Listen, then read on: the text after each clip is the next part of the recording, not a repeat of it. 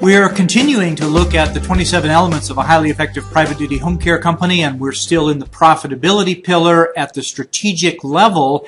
And the next element that we want to look at is the critical measures of success. These are the key quantitative indicators that tell you how your business is doing. And although I'm a bit of a numbers junkie, I recognize that not every home care owner is into the numbers as much as I am.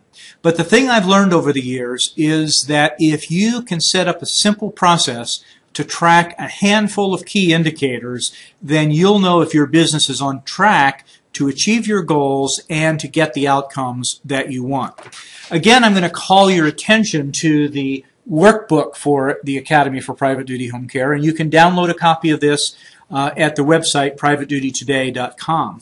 And in here, we have some tools and checklists and worksheets, and one of them is a checklist of the critical measures of success. You can also go to the website and download an online tool that we call the Private Duty Strategic Scorecard.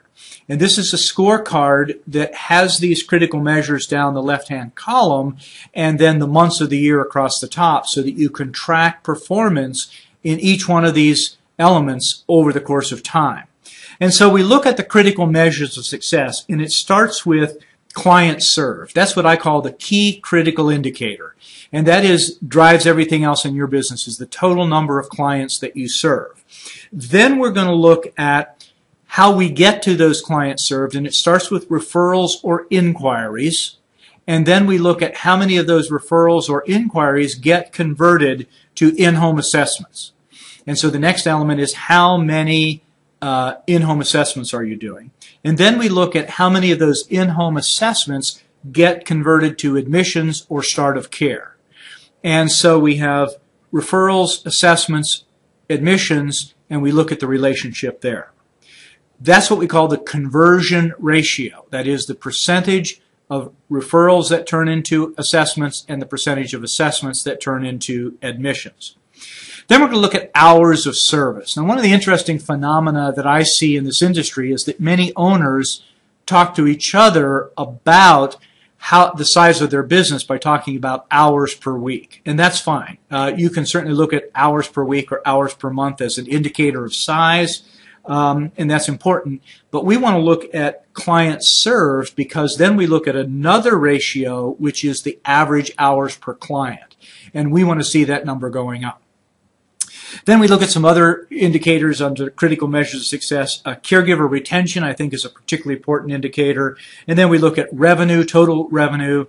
We look at revenue by category of payer, private pay, if you're doing any Medicaid waiver business, if you're doing Veterans Administration, long-term care insurance.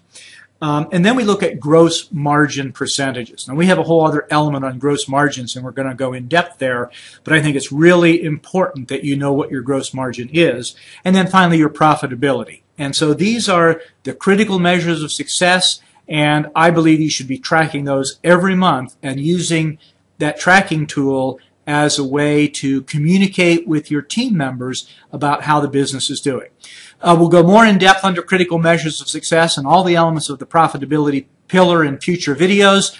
The best way to take advantage of those future videos is to become a premium member of the Academy for Private Duty Home Care. You can do that at www.privatedutytoday.com.